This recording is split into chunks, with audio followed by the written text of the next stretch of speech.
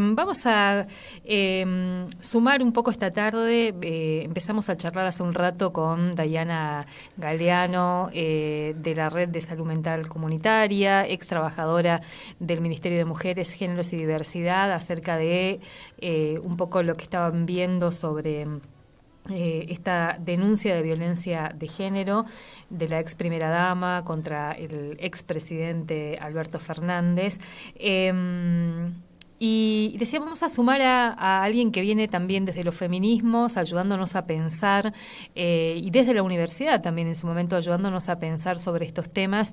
Está en línea una amiga de la casa, Elena Maidana, para conversar un poco, para pensar con nosotros sobre estas cuestiones. Elena, muy buenas tardes, ¿cómo estás? Miguel Riquelme, Alicia Rivas, te saludamos. Buenas tardes, Alicia, Miguel, a todo el equipo.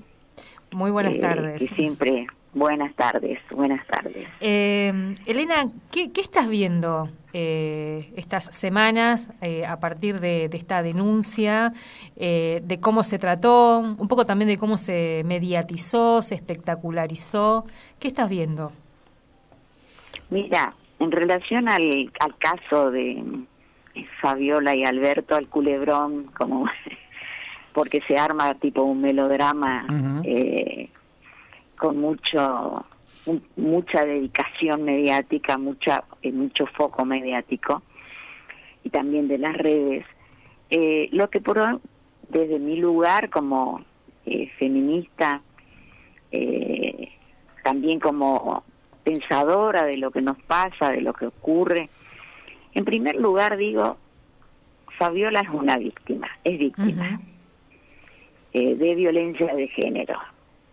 Después la justicia va a dirimir y va a analizar y va a considerar el caso. O sea, eso va a juicio y como debe ser, como siempre planteamos nosotros que debería ser, que debe ser. Pero también digo, sí, es una víctima, pero no es cualquier víctima.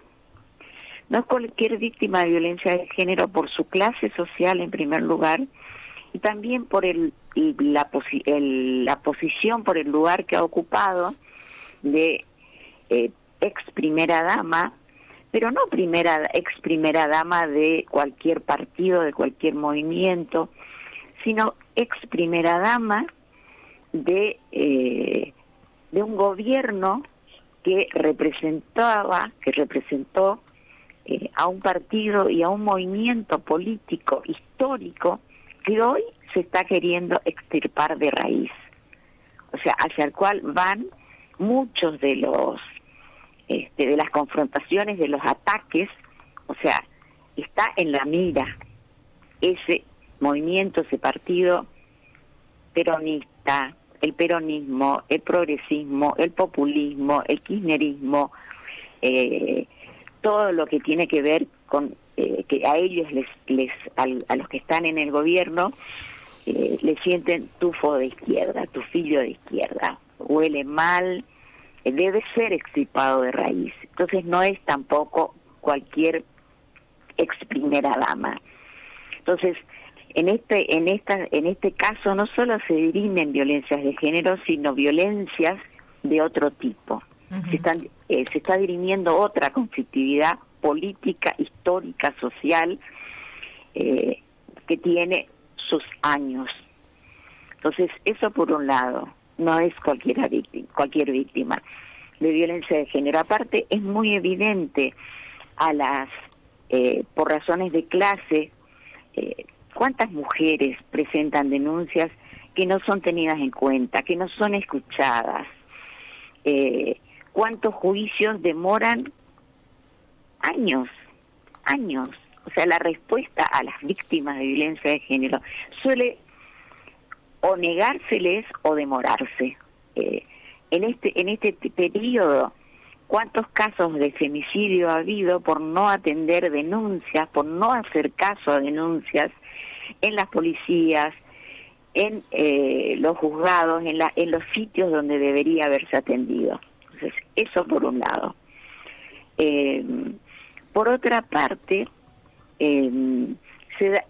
creo que el análisis de este caso en particular exhibe o permite señalar paradojas y contradicciones a granel. Si nos quedamos de parte del gobierno, es decir, los mismos que hoy están levantando las voces indignados contra las violencias contra esta violencia de género, son los que están desguazando todos los organismos del Estado, todos, que fueron promovidos, fueron creados a instancia de las luchas feministas.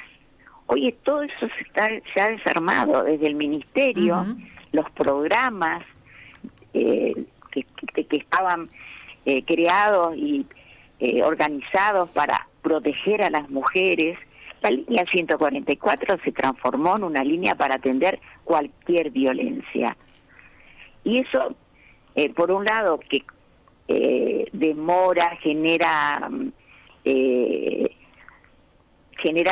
toda una serie de problemas. Por otro lado, lleva a que cualquiera va a atender una violencia, suponete un robo, como con una violencia de género. Y no es lo mismo. Nosotros sabemos que hace falta personal especializado, preparado, formado y con conciencia de género. Entonces, hay un montón de cuestiones para considerar y para poner en foco y para debatir y analizar.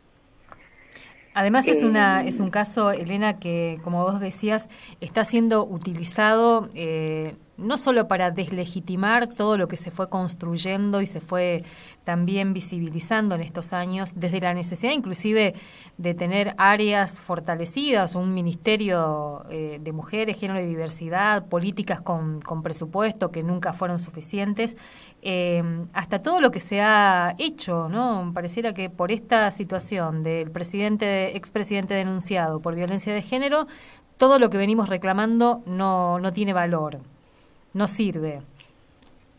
Sí, tal cual, o sea, de algún modo, son situaciones, a mí me parece que es mucho más complejo, porque genera confusión, aporta confusión, y porque uno dice, estos mismos que hoy se indignan, vuelvo a repetir eso, los que se están indignando por parte del gobierno, son los que desguazan y destruyen todo. Por otra parte, si voy al caso del expresidente que hoy está acusado de ser de violencia de género, y también se plantea la paradoja, pero resulta que él era el que promovió y estimuló y llevó adelante toda una serie de decisiones políticas que favorecieron al movimiento feminista. ¿Y cómo es posible? Y eso también nosotros lo hemos planteado y lo planteamos, y acá sumo a la cuestión, no podemos pensar la conciencia de género como aislada. Es decir, hay que pensar la articulación. A mí me parece que la perspectiva que brindó el movimiento feminista para pensar la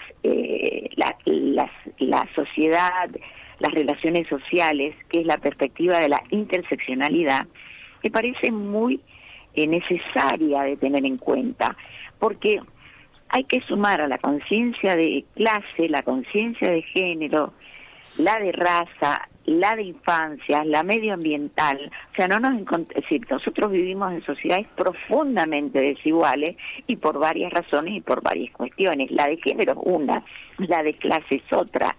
Nosotros en nuestra historia hemos visto muchas veces casos de dirigentes de organizaciones y de partidos, incluso de izquierda, que eran unos reverendos machistas, por esa cuestión de la separación entre lo público y lo privado. Entonces, pensaba esa frase histórica, ese dicho histórico de vicios privados, virtudes públicas, esa hipocresía que signa también a nuestra sociedad. ¿Cuántos defensores de la moral y las buenas costumbres han sido unos asesinos públicos número uno. Pensemos sin más en los genocidas. Si los genocidas tomaban la comunión en las iglesias que le eran afines, en la institución eclesiástica que los apoyaba, tomaban la comunión y después, sin ningún prurito, sin ningún problema de sensibilidad ni de nada, mandaban a asesinar, a torturar, a matar, organizaban los vuelos de la muerte y todo eso que ya conocemos. Entonces, creo que lo que permite este caso, como muchos otros, es analizar la complejidad, la densidad y la conflictividad de la sociedad y nuestras relaciones humanas y nuestras condiciones objetivas y subjetivas de vida. Entonces, Elena, no podemos. Pensaba un poco también en la tarea que tenemos los feminismos, ¿no? En medio de tanta agresión, porque las agresiones vienen desde distintos lugares, ¿no? Hasta de la cantidad de compañeras nuestras que hoy están sin trabajo y que sostenían todas esas áreas de cuidado y que con la precarización a cuesta fueron intentando materializar muchas de las políticas públicas que después capitalizaba un presidente como Fernández, por ejemplo, ¿no? Pero agresiones de todo tipo, desde lo económico, lo simbólico, lo mediático, lo político, lo físico, digamos. ¿Cuál debería ser hoy, crees vos, la agenda que deberíamos como reconstruir desde los movimientos feministas para salir de nuevo a confrontar en este escenario? Mira, lo que vos decís, estamos en la mira de los depredadores, de los destructores, de los asesinos, y hoy más que nunca estamos en la mira y a nivel no solamente nacional, regional, sino global. Yo lo que creo que de algún modo el movimiento puso en foco a comienzos de este siglo cuál era el problema clave y el problema central al que tenemos que seguir prestando atención, que es el problema de la vida, el cuidado de la vida y de la vida para todos. Estaba viendo ayer una presentación de Susy Shock cuando ella decía: yo lo que quiero es que me abran la puerta porque mi vida vale la pena. Creo que insistir en eso que nosotros venimos diciendo desde comienzos de siglo, más que nunca, que toda vida vale. Creo que ahí está una cuestión central, que hay que volver sobre eso y volver a reforzar. Toda vida vale. O sea, hoy más que nunca la lucha debe girar en torno al cuidado de la vida y de una vida plena, digna para todo lo viviente, para todos, todas, todes y todo lo viviente. Creo que ese es el foco, por lo menos desde una perspectiva que no es mía, sino de mucha y de gran sector del movimiento. Pasa por ahí y pasa por hacer un trabajo, una vez más, a todo nivel, en la charla cotidiana, en el colectivo, en el trabajo, en la calle, es decir, a como dé lugar, porque nuevamente hay que reforzar ese discurso que venimos levantando, sosteniendo en torno al cuidado de la vida. Pero acá también, por supuesto, que sabemos que vamos a enfrentarnos con aquellos que nos acusan de que nosotros no cuidamos la vida. Entonces hay que buscar y encontrar argumentos y encontrar palabras para refutar una a una cada una de esas acusaciones, cada uno de esos ataques, cada uno de esos de esas discriminaciones, de esos discursos de odio. Y es una tarea ardua, por supuesto que es una tarea ardua, y que se da, como vos decías, a todo nivel. Sí. Porque si nosotros nos ponemos a ver quiénes son las que más pierden con estas políticas, son las mujeres, los niños, los discapacitados o los que tienen capacidades especiales, los ancianos, es decir, todos aquellos que históricamente han sido minorizados por el patriarcado. O sea, el patriarcado necesita seres minorizados para poder ejercer después su poder y ejercer su violencia. Entonces, me parece que nuevamente tenemos que volver a repensar y a charlar y hablar sobre todo eso, para reconstruir nuestra agenda. Que nuestra agenda y nuestra agenda en nuestras propias fisuras, nuestros propios problemas, pero nosotros hemos sabido pelear con contradicciones y aceptar nuestras propias contradicciones y aún desde las contradicciones con ellas construir un movimiento como es y como ha sido el feminismo. Elena, bueno, queremos agradecerte este tiempo aquí en la radio de la universidad y bueno, vamos a seguir conversando un poco, ¿no? Es lo que... Sí, porque creo que hay mucho para charlar. Antes de terminar, si me permiten. Sí. Yo decía que hay víctimas y víctimas, y acá no quiero dejar pasar, porque hay que ver el tratamiento, la justicia, el Poder Judicial, que sobre todo nuestro Poder Judicial difícilmente hace justicia. Ese Poder Judicial y los medios que hacen un trabajo y unas operaciones que son absolutamente diferenciales y profundamente desiguales. Y ahí hablaba de víctimas y víctimas. Y quiero, con esto cierro, la diferencia entre el tratamiento que se le da, tanto a nivel jurídico como mediático, a Fabiola, a quienes se la profundiza y se la instala en el lugar de víctima y se refuerza su lugar de víctima, y la de Cristina Fernández de Kirchner, que ha sido víctima de un intento de magnicidio, algo impensado en una instancia democrática, en un gobierno democrático, es decir, víctima de femicidio, y sin embargo o se ignora o se la saca del lugar de víctima, se le niega la entidad de víctima, y encima de semejante crimen, y o se la niega o se desvía y se la pone como alguien que quiere tener protagonismo, y por eso están los medios. Entonces hay que ver también, dedicarnos a ver ese tratamiento tanto judicial como mediático, que es profundamente diferencial y sobre todo desigual para una y otra víctima. Eso. Elena, mil gracias. Bueno, gracias a ustedes y suerte, y sigan poniéndole el cuerpo, el alma y el corazón al trabajo periodístico así como lo hacen ustedes. Mil gracias, un abrazo. Elena Maidana fue durante muchos años docente, investigadora de nuestra universidad, de la carrera de Comunicación Social. Sigue vinculada, yo no le pondría ni ex de nada, porque sigue vinculada, sigue trabajando con sus equipos incluso. Sí, sigue ayudando en tesis, y ayudándonos a pensar.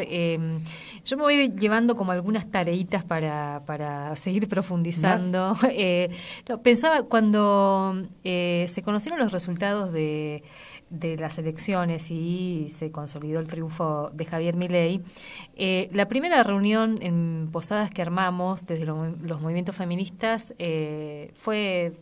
creo que fue el lunes siguiente, o sea, y fue muy impresionante ver con claridad que muchas de las mujeres mujeres y diversidades que estaban en esa reunión veían lo que se venía y describían que lo que se venía iba a afectar de manera muy cruel, esa era la palabra que aparecía también, la vida de cada una de las que estaban ahí, porque teníamos desde trabajadoras de distintas áreas que hoy un poco venimos mostrando, hasta aquellas que estaban transitando alguna situación de violencia, que estaban siendo acompañadas y demás. Es un movimiento que salió a la calle días después del triunfo de Milei en ese 25 de noviembre, Día Internacional de Acción de Lucha contra las Violencias, y que seguramente después de este intento de banalizar esta temática, de banalizar nuestras luchas también, habrá que ir generando espacios para seguir conversando. Y decía, me llevo tareitas porque van dejando algunos tics, ¿no?, para seguir discutiendo. Una cuestión ahí para visibilizar, se habla mucho del Poder Judicial. ¿Es la única respuesta que se puede dar ante la situación de violencia?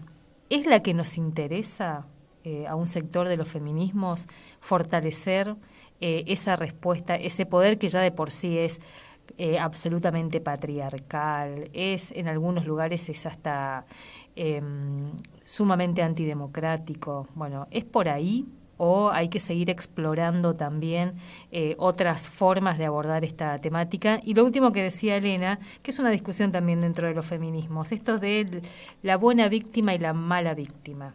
Y la utilización de esas categorías como para creer a una y justificar la violencia contra las otras, por ejemplo, ¿no? Así que bueno, nos vamos llevando algunas cositas para seguir profundizando.